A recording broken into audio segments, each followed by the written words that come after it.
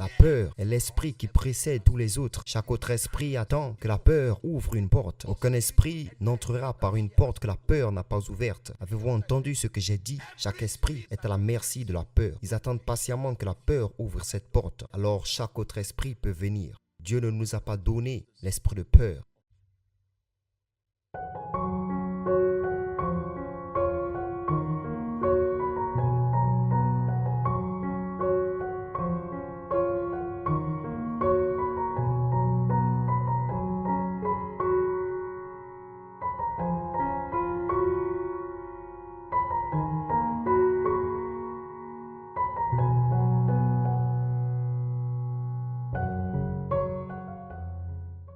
Il faut du courage. Écoutez-moi.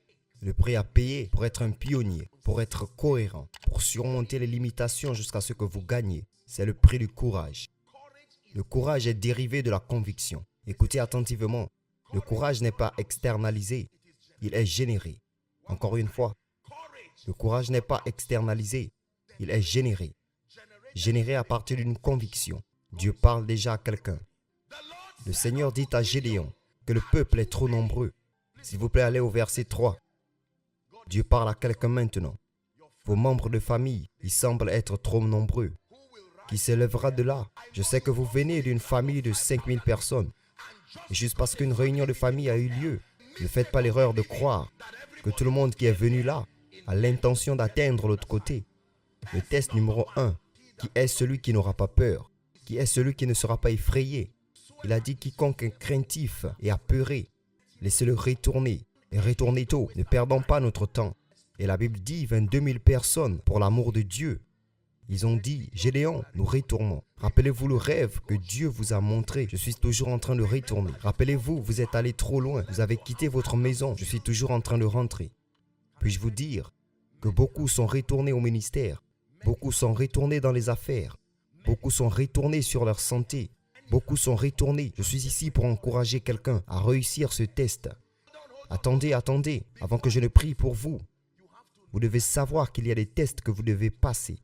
Vous n'aimerez peut-être pas ce que je suis en train de vous enseigner, mais si vous voulez avancer, il y a un test. Derrière chaque résultat authentique que vous voyez, se trouve un témoignage d'endurance et de courage. Ne faites pas l'erreur de penser que l'onction est juste venue et a transformé les gens. Avant que l'onction ne vienne, connaissez-vous l'audacité qu'il faut pour se positionner, pour défier la foule, défier les opinions? Nous vivons dans un monde qui ne respecte pas les sacrifices des gens, l'endurance et la persévérance. L'homme de Dieu a juste de la chance. L'homme d'affaires, je pense juste qu'il était chanceux. Connaissez-vous les douleurs et les larmes? Personne ne gagne les Jeux olympiques par erreur. Non, vous pouvez arriver sur le terrain par erreur. S'il vous plaît, écoutez attentivement parce que Dieu vous parle. Le test du courage. Deutéronome chapitre 20. Dépêchons-nous. La vie de quelqu'un doit changer cette nuit. Les 4 premiers versets. Deutéronome 20. Lorsque tu sors pour combattre tes ennemis et que tu vois des chevaux et des chars et un peuple plus nombreux que toi, il dit ne les crains pas, car l'Éternel, ton Dieu, est avec toi. Attendez, vous penserez que ce Dieu enlèvera les chars. Il dit, je suis avec toi, mais vous verrez toujours des chars, vous verrez toujours des chevaux, vous verrez toujours des personnes plus nombreuses que vous. N'ayez pas peur, souvenez-vous de celui qui est avec vous. Oubliez la taille de l'adversaire. Quelqu'un est prêt à secouer. Le diable va vous faire concentrer sur les Égyptiens. Concentrez-vous sur les chariots, comme si Dieu n'était pas avec vous. Il dit, eh bien attendez, regardez s'il vous plaît. S'il vous plaît, calmez-vous, regardez-moi. La seule façon de voir des chevaux et des chars, c'est quand vous sortez pour combattre, pas quand vous restez à l'intérieur. Le courage même de sortir, c'est la raison pour laquelle vous verrez des adversaires. Puis-je vous dire qu'il y a des gens à qui on dirait qu'ils n'ont pas de défi. Ce n'est pas que le diable ne les attaque pas, c'est qu'ils n'ont même pas pris le premier pas de courage vers leur destin. Comment savez-vous qu'il y a des autels qui vous combattent? N'est-ce pas quand vous faites un engagement que je serai différent? Les autels vous ont entendu. Il dit, nous avons arrêté ton père, nous avons arrêté ta grand-mère. Qui est cet homme qui se lève comme un roseau sorti du feu? Quand vous vous préparez à la bataille, il n'est pas rare de rencontrer des forces plus grandes que vous. Non. Cette maladie dans votre corps, ces factures, vous vous tenez là et vous décidez que tout le monde vit dans un appartement loué pour toujours. Mais au nom de Jésus, je construirai. Et vous demandez combien coûte une maison. Et on vous dit 30 millions. Et vous vérifiez votre compte. Et vous voyez que vous n'avez que 4 000. Vous vous moquez de vous-même, vous sentant comme un fou. Rappelez-vous, la jalousie de Dieu est là pour vous défendre. S'il vous plaît, asseyez-vous. Et cela se réalisera. Lorsque tu t'approcheras de la bataille, il dit les prêtres s'avanceront et s'adresseront au peuple. Nous lisons jusqu'au 4. Et ils leur diront, écoute, ô peuple de l'Alliance, aujourd'hui tu t'avances vers la bataille contre tes ennemis. Ne laisse pas ton cœur faiblir. Ne crains pas. Ne tremble pas. Ne sois pas terrifié par eux. Pourquoi? Verset 4. Car le Seigneur ton Dieu est celui qui marche devant toi pour combattre pour toi contre tes ennemis et te sauver. Puis-je vous dire, demandez à tout homme de Dieu que vous respectez. Demandez à votre homme de Dieu. En venant ici, regarde, laissez-moi vous raconter les histoires des hommes. Ce sont les exploits de courage au milieu de la douleur. Il y a des gens aujourd'hui à qui on a dit qu'ils ne survivraient pas à certaines choses. Ils ont refusé de mourir. Ils ont vu la mort encore et encore. J'ai un choix, mais j'ai décidé que ce n'était pas possible. Il y a des gens qui refusent quand une porte se ferme. Ils n'ont pas le temps de pleurer. Ils forcent une autre à s'ouvrir. Écoutez, nous vivons dans un monde où les gens trouvent du plaisir à justifier la médiocrité. Et ils restent là assis et utilisent des raisons très justifiables pour y rester. Ils ont détruit notre maison en 2007. C'est pourquoi je n'ai pas de maison jusqu'à présent. Ça semble être une réponse évidente, mais ce n'est pas la bonne. S'il vous plaît, écoutez attentivement. Dieu nous parle. Le premier test, c'est le test du courage. Quelqu'un crie et dit, au nom de Jésus, je conquiers la peur des opinions, la peur de l'échec, la peur du passé, la peur de l'avenir. Transforme ça en prière maintenant. Transforme ça en prière maintenant.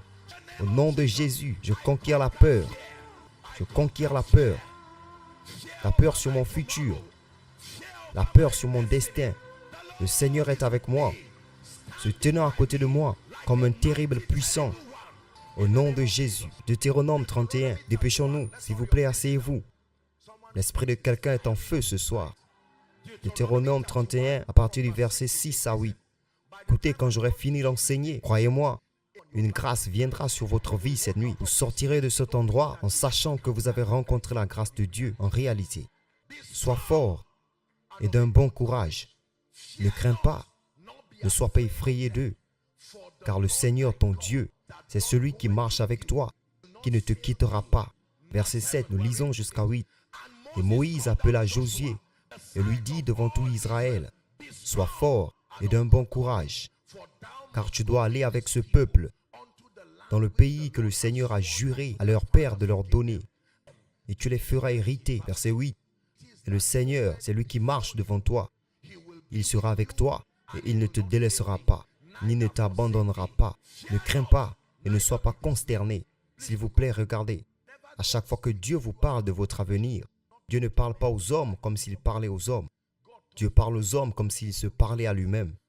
L'une des façons de savoir que c'est Dieu qui parle, c'est parce que lorsque Dieu vous donne une instruction de destin, il commencera même en disant « Ne crains pas », parce que la taille de ce qu'il vous dira n'a pas de logique et vous vous sentirez stupide de croire en lui. Il y a de nombreuses fois où vous regretterez d'avoir entraîné vos oreilles à entendre Dieu parce que l'excuse que vous aurez utilisée maintenant, vous ne pouvez pas dire que ce n'est pas lui qui vous a parlé. Ce Dieu qui vous parle et vous dit dans votre vie, « Je te servirai pour construire la maison pour tous tes 13 frères. » Et vous dites, « Dieu ne me flatte pas. Dis-moi juste que je réussirai. Je paierai mes frais de scolarité. » À ce moment-là où Dieu vous parle, vous espérez encore à être à 20% à rassembler de l'argent pour votre loyer. Je vous ai dit que Dieu ne parle pas en sympathisant avec votre situation actuelle. Il parle en touchant votre destinée.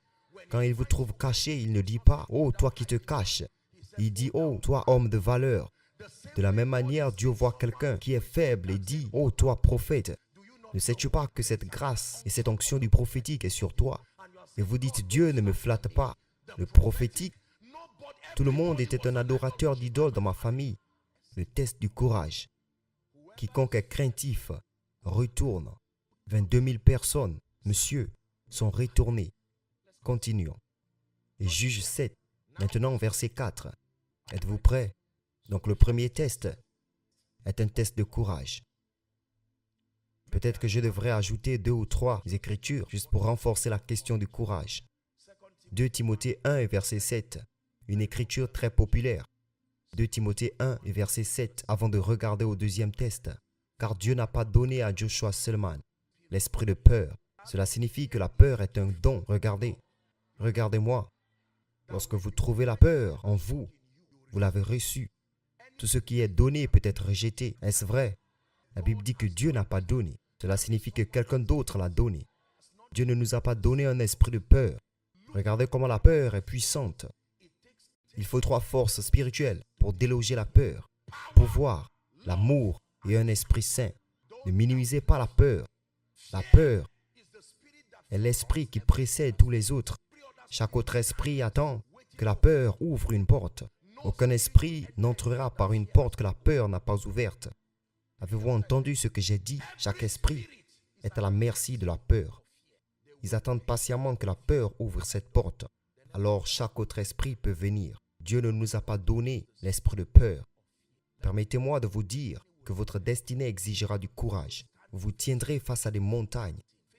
Vous vous tiendrez face à des problèmes menaçants pour certains d'entre vous. Peut-être que certains d'entre vous se tiennent déjà devant ces choses. Qui es-tu, montagne? Vous devrez dire. Devant Zérubabel, lorsque cette bête rugissait avec 6 doigts et 6 orteils, même les vétérans de la guerre en Israël ont eu peur. Et un jeune adolescent qui est venu servir la nourriture à ses frères, il a entendu la voix de cette bête et il est allé se tenir là. Et il a dit, qu'est-ce qui se passe? Qui est-ce? Ils ont dit Goliath. Goliath? Et il a regardé et il a dit, s'il te plaît, donne-moi une chance de faire quelque chose à cet homme. Il est allé voir Saül. Les frères l'ont repoussé et ont dit, retourne, avant qu'il ne te tue pour rien. Il est allé voir le roi Saül. Et Saül a dit, de quelle tribu? Je veux connaître l'alliance qui te soutient. C'est tout ce que je veux savoir. Quand il s'est tenu devant lui avec une fronde, Goliath a dit, suis-je un chien? Je te tuerai, mais respecte-moi. Tu dois être un garçon si stupide. Tu viens à moi avec une fronde? Regarde tes guerriers. Tu as été un berger avec des moutons.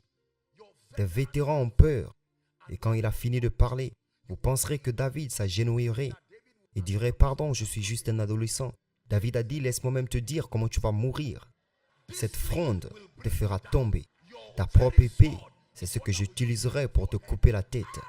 Ah, bonté. Puis-je vous dire ceci? Certains d'entre vous, après cette conférence, vous n'aurez peut-être pas d'argent pour acheter une épée tranchante. Mais tiens-toi là où cette terre est. Écoutez-moi, vous n'avez peut-être pas de ministère maintenant et personne ne demande rien de vous. Mais va dans les buissons, là où se trouve votre auditoire. Tiens-toi là et prends un bâton et commencez à prêcher comme je l'ai fait il y a de nombreuses années. Et décréter, déclarer par l'esprit. Sentez l'onction là. Formez vos dons dans les buissons. Entraînez votre onction là. Parce que tôt ou tard, celui qui est un faiseur de chemin ouvrira le chemin pour vous. Puis-je vous dire ceci? La peur a servi les hommes. Hébreux 2, 15, je crois. Et pour délivrer ceux qui, par crainte de la mort, 2, 15 Hébreux, étaient toute leur vie. Cela signifie que la peur peut capturer la vie d'un homme. Savez-vous ce qu'est une vie? Depuis votre naissance jusqu'à votre mort. La peur peut littéralement posséder toute une vie. Pas seulement des moments dans votre destin, mais toute une vie. Les gens courageux sont ceux qui réussissent dans notre monde aujourd'hui. Ceux qui sont excessivement conscients de ce que les autres disent. J'ai fait une déclaration qu'il a aimée, qu'il a félicité. Vous êtes prêt à l'échec pour toujours. Il y a des moments où vous devrez vous tenir seul. Puis-je vous dire quelque chose? Les voix de Dieu ne montrent pas toujours immédiatement la sagesse derrière. Il y a des moments où vous semblerez fou pour 10 ans. C'est la 11e année qui vous montrera que vous êtes sage après 11 ans. Mais le courage de rester. Quand Noé criait et disait que la pluie arrive. Écoutez, la pluie arrive. Pendant 120 ans, il criait, il se moquait de lui. Il disait, je vous donne une chance. Tous les animaux étaient sages, ils n'ont pas argumenté. Dès qu'ils ont reçu l'appel, en paix, 7 par 7, 2 par 2, les animaux qui pouvaient courir plus vite que les hommes, qui pouvaient grimper aux arbres, qui étaient même plus techniques, sont venus tranquillement. Et tous les hommes qui étaient impuissants restaient là à argumenter. C'est Dieu qui a fermé la porte. Et la Bible dit que la pluie était structurée de telle manière que le ciel donnait sa propre pluie et donnait son propre arc-en-ciel. Et qui que cela rencontre au milieu, et c'est là qu'il a tué tout le monde. Puis-je dire ceci? La plupart d'entre nous dans notre monde ne sera jamais grand à cause de la peur d'être seul. Il y a des gens qui quitteront Dieu 1000 fois pour gagner des amis. Il y a des gens qui avorteront leur destin 1000 fois à cause de l'acceptation. Notre génération a une telle obsession pour l'acceptation. Ne me comprenez pas mal. L'acceptation est l'un des indices psychologiques qui contribue à l'épanouissement. Je comprends, mais laissez-moi vous dire sincèrement, si c'est le destin, il y a des moments où c'est souvent à la fin que la vision parle. Mais vous ne commencez pas à construire à la fin. Vous commencez à construire seul, parfois stupidement. Et à mesure que votre sagesse se dévoile, Dieu vous honore. Il était une fois à Lagos. Il y avait des gens qui attachaient de l'eau. Est-ce vrai? De l'eau comme ce que vous appelez de l'eau pure aujourd'hui. Il attachait dans un cuir, vous vous souvenez? Et quelqu'un a regardé et a dit non, l'eau est essentielle. Nous pouvons la mettre en bouteille d'une manière plus intelligente. Vous savez quel risque cela a pris? Qu'arriverait-il s'ils échouaient? Question, ont-ils échoué? L'homme qui construit un hôtel avec 130 chambres s'interroge. Qui a signé pour que je vienne et dorme dans votre hôtel? Le pasteur qui achète un terrain et construit une église. Quelqu'un a-t-il signé une alliance avec lui pour garantir que je serai là au milieu de la semaine pour le service? Que quelqu'un dise courage. Mes chers adorateurs, quand vous écrivez vos chansons, est-ce que quelqu'un vous donne une garantie que je viendrai chanter? Tout ce que vous célébrez aujourd'hui est l'autre côté du courage. L'autre côté du courage. L'autre côté du courage. 7-Up. Vous connaissez 7-Up? Je suis sûr que vous savez comment le nom 7-Up est venu. 7-Up signifie simplement 6 en bas et 7 en haut. L'homme a échoué 6 fois. Lamentablement, il a nommé ce produit d'après ses résultats. Aujourd'hui, vous le buvez. Mais derrière ce que vous buvez, il y a la douleur d'un homme. Regardez-moi. J'ai toujours été surpris pourquoi Dieu, par le prophète, dirait à Naaman de revenir 7 fois. Dieu, tu es puissant. Qu'est-ce que c'est? J'ai ensuite découvert qu'il y avait quelque chose dans la loi du processus qui était capturé dans ce miracle. Savez-vous qu'après que Naaman ait pris son bain 6 fois, on aurait pensé qu'il y aurait une preuve de guérison pour l'encourager, mais il était toujours aussi sale, effrayant et laid. 5 minutes avant votre miracle, cela ne ressemblera toujours pas à un miracle. Voici ce que vous devez comprendre à propos de Dieu. Puis-je vous dire ceci? Allez demander à Élie. Il a prié et a dit, vérifie pour moi. Rien. Prié et a dit, vérifie pour moi. Rien. 7 fois. Même la 6e fois. Rien. De la même manière où vous êtes assis aujourd'hui, vous ne savez pas que c'est demain que la prophétie a écrit que vous sourirez, comme vous le faites maintenant. Rien n'est dans votre vie.